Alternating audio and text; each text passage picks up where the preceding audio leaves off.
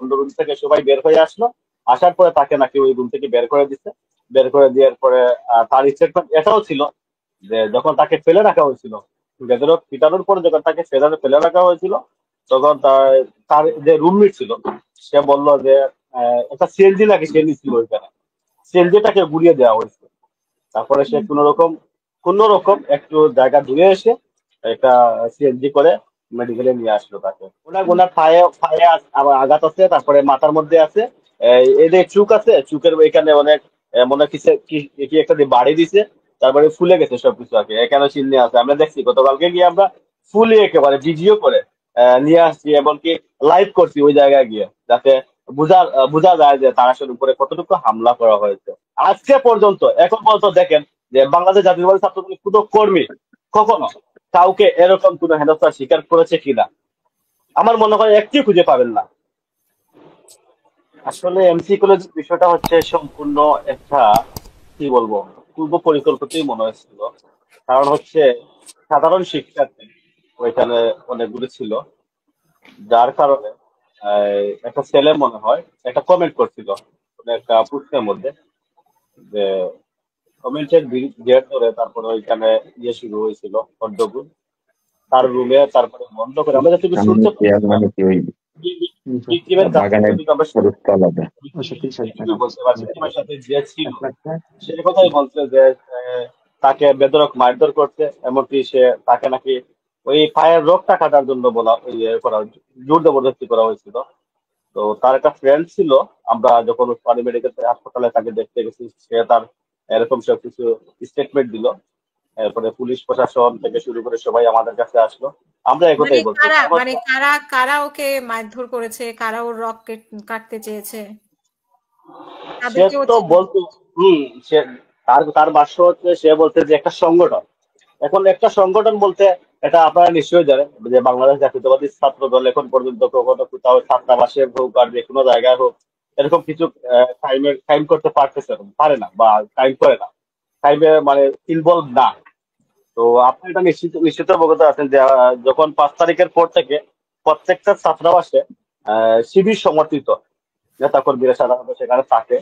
এখন সে উদ্দেশ্য করে বলতেছে বারে বারে যে ছাত্র শিবিরের লোকজন নাকি, ছাত্র শিবিরের যে কয়েকজন লোক তার রুমে ঢুকে রুমের দরজা লক করে তারপরে তাকে বেদরক পিটাইছে, এরপরে নাকি তাকে রক্ত কাটার মানে চেষ্টা করছিল। তো যে তার রুমমেট ছিল তাকে বের করে দিছে রুম থেকে, ছাত্রাবাসের যে রুম আছে রুম থেকে বের করে দিতে, যার কারণে তাকে সে কি করলো যে সে চিন্তা করলো যে আশেপাশে খুব লাউডলি চিৎকার চেঁচামেচি করার কারণে আশেপাশের অন্য রুমমেট যারা ছিল অন্য রুম থেকে সবাই বের হয়ে আসলো।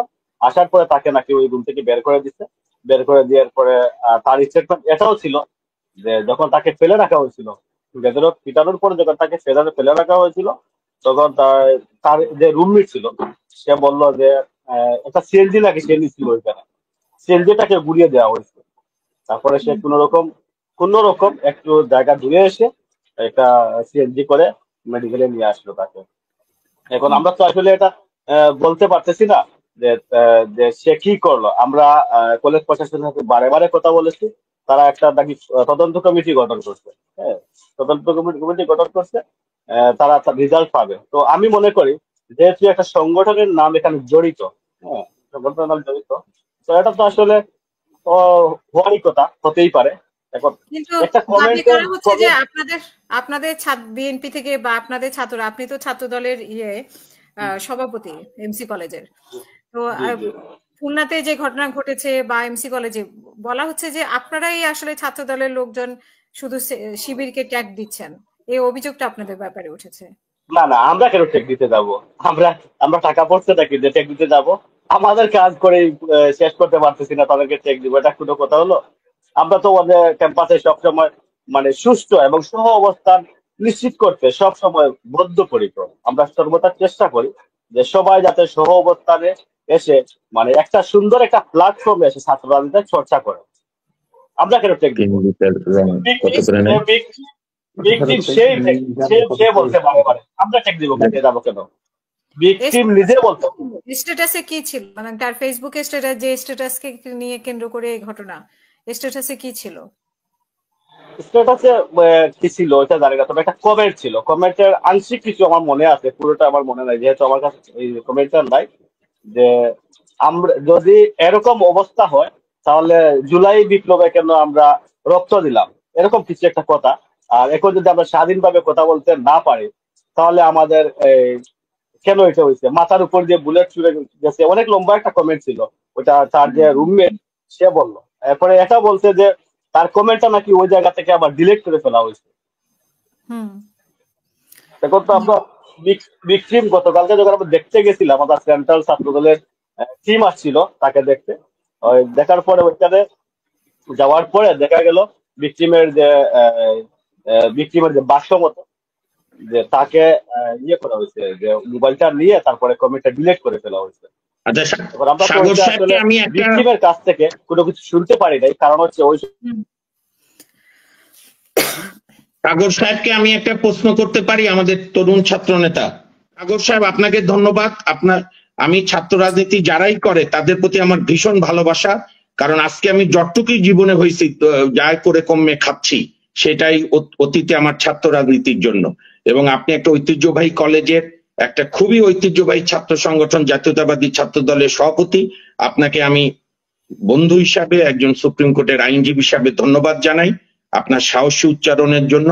এবং আমি আপনার মাধ্যমে আপনার সংগঠনের কেন্দ্রীয় নেতাদের অনুরোধ করি যে গণতন্ত্র, আমাদের 52, 62, 71, 90, 24 চেতনাকে ঐক্য রাখা, যৌক্তিক সংস্কার করে দ্রুত নির্বাচন করার জন্য ক্রিয়াশীল সকল যারা এইগুলোতে বিশ্বাস করে আপনাদের সংগঠনের মতোই আমরাও সমর্থন করি, তাদের নিয়ে আমার মনে হচ্ছে যে একটা ঐক্যবদ্ধ ছাত্র জোট মোচত আপনারা করার উদ্যোগ নেন, তাহলে এই ষড়যন্ত্রকারীরা ষড়যন্ত্র করা থেকে সাহস কম করবে। এটাই আপনার কাছে আপনার ভাই হিসাবে আমার একটা প্রস্তাব থাকলো।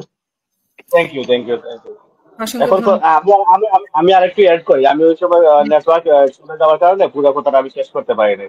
এখন ভিকটিম সুস্থ হওয়ার পরে, ভিকটিম সুস্থ হওয়ার পরে আমরা উনি এখন কিরকম আহত, সুস্থ, ওনার তো রক কাটবে বলছে, বাট কাটেনি, কাটে নাই। হ্যাঁ, ওনার পায়ে আবার আঘাত আছে, তারপরে মাথার মধ্যে আছে, এদের চুক আছে, চুকের এখানে অনেক মনে কি একটা দিয়ে বাড়ি দিছে, তারপরে ফুলে গেছে সবকিছু। আর কি এখানে চিহ্ন আছে, আমরা দেখছি গতকালকে গিয়ে আমরা ফুলে একেবারে ভিডিও করে নিয়ে আসছি, এমনকি লাইভ করছি ওই জায়গায় গিয়ে, যাতে বোঝা যায় যে তার আসলে উপরে কতটুকু হামলা করা হয়েছে।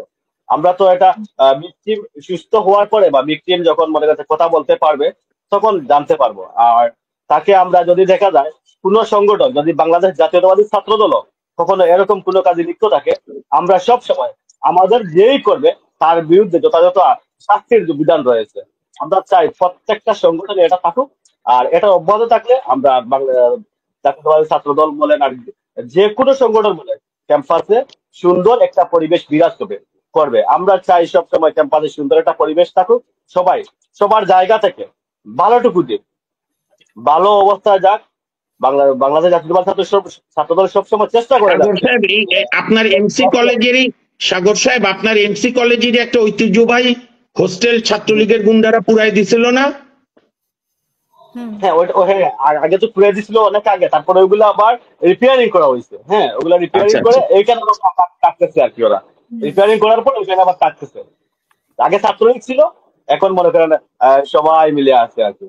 তবে আমরা না, আমরা বাংলাদেশ জাতীয়তাবাদী ছাত্রদল কখনো এরকম কোন স্টেপ নেই না যে ক্লেশে যাবো। আমরা সবসময় যাই সুশৃঙ্খল ভাবে দেশের জন্য কিছু দিতে, দেশের জন্য কাজ করতে। আমরা আমাদের নেতা কর্মীদের কাছ থেকে একটাই মেসেজ আমাদের কাছে আছে, ভারপ্রাপ্ত চেয়ারম্যান সাহেব সবসময় একটা কথাই বলেন যে আমরা নিজেদেরকে কখনো বড় কিছুর মনে না করতে, আমরা জনগণের প্রতিনিধিত্ব করব, আমরা জনগণের সাথে মিশে কাজ করব, যাতে জনগণ আমাদেরকে ভালোবাসে। এই ভালোবাসাটুকু যাতে রক্ষা করতে পারি, সবসময় আমরা সেই আশা নিয়ে আমরা কিন্তু কাজ করে যাচ্ছি। এখন এটা তো আমি বললে হবে না, এটা জনগণ বলতে হবে যে আমাদেরকে কতটুকু ভালোবাসে। আমরা চেষ্টা করে যাচ্ছি আজকে পর্যন্ত। এখন পর্যন্ত দেখেন যে বাংলাদেশ জাতীয়তাবাদী ছাত্রদলের কোনো কর্মী কখনো কাউকে এরকম কোনো হেনস্থার স্বীকার করেছে কিনা আমার মনে হয় একটি খুঁজে পাবেন না। তো আমরা বাট খুলনায় তো আমরা দেখলাম যে ওই যে ছাত্রদলের কিছু ছবি এসেছে, দা কুড়াল হাতে আবার বহিষ্কার করা হয়েছে। না না না, ওইটা ওইটা আপনি ভালো করে সিসিটিভি ফুটেজ চেক করেন। যখন ওইখানে গেছিল প্রাথমিক অবস্থা, যখন আমাদের ছাত্র দলের যে সারা বাংলাদেশ ব্যাপী তারপরে একটা ছাত্রদলের সভাপতি এই যে রাকিব যেটা বললো যে যদিও এটা প্রকাশ্যে বলেনি, কানে কানে বলেছে, মিডিয়াতে এসেছে যে শিবিরের উপর দায় দিয়ে দাও, এরকম কথা হয়েছে। না না না, এটা কেন হবে? আমরা আমরা কেন দিয়ে দিব? যদি তারা করে থাকে তাহলে তো তারা অবশ্যই অপরাধী। আপনি অবশ্যই ভিডিও ফুটেজটা দেখছেন যে যখন আমাদের শিক্ষার্থীরা, যখন আমাদের ছাত্রদলের বাইরেরা রাস্তার পাশ দিয়ে হেঁটে যাচ্ছিল, হেঁটে যাওয়ার এক পর্যায়ে দর দর বলে একটা আওয়াজ তো অবশ্যই শুনতে পাচ্ছিলেন আপনি তখন। ভালো করে দেখেন, ওই দিন কিন্তু কখনো কিছু হ্যাঁ, আমাদের সাথে যুক্ত হয়েছিল ওইখানকার বিএনপির ছেলেরা, ওরা বলেছে, ওরা লাইভেও দেখিয়েছে যে কি ঘটনা ঘটেছে, কি ঘটনা। তাহলে আমরা কিভাবে করলাম বলেন? আমি চাই যে বাংলাদেশে সবসময় সুস্থ ধারা রাজনীতি ফিরে আসুক। আর ওই আমার হুমায়ুন ভাই যেটা বলছিলেন যে নির্বাচনের যে বিষয়টা, আমরাও চাই যে যে কোনো সরকার যদি গতিশীল করতে হয়, সরকারের গতি বাড়াতে হয়, জনগণের পাশে যেতে হয়, তাহলে গণতান্ত্রিক সরকার অবশ্যই প্রয়োজন। আমরা চাই গণতান্ত্রিক প্রক্রিয়ায় যত দ্রুত সম্ভব একটা নির্বাচনের। আমরা সবসময় বাংলাদেশ জাতীয়তাবাদী দল সবসময় জনগণের সাথে, আপনি দেখতে পাবেন যে জনগণের সাথে কিন্তু মিশে সবসময় কাজ করে যায়। এই জন্য তো এই শিক্ষাটা কিন্তু আমাদের শহীদ প্রেসিডেন্ট জিয়াউর রহমান দিয়েছিলেন। উনি কিন্তু জানেন একজন মেজর থেকে কিভাবে একজন কৃষকে পরিণত হয়েছিলেন। মাঠে ঘাটে সব জায়গায় তার পদাচারণা ছিল। এজন্য বাংলার মানুষ তাকে রাখাল রাজা হিসেবে ভূষিত করেছিল। আমি আর কিছু বলবো না।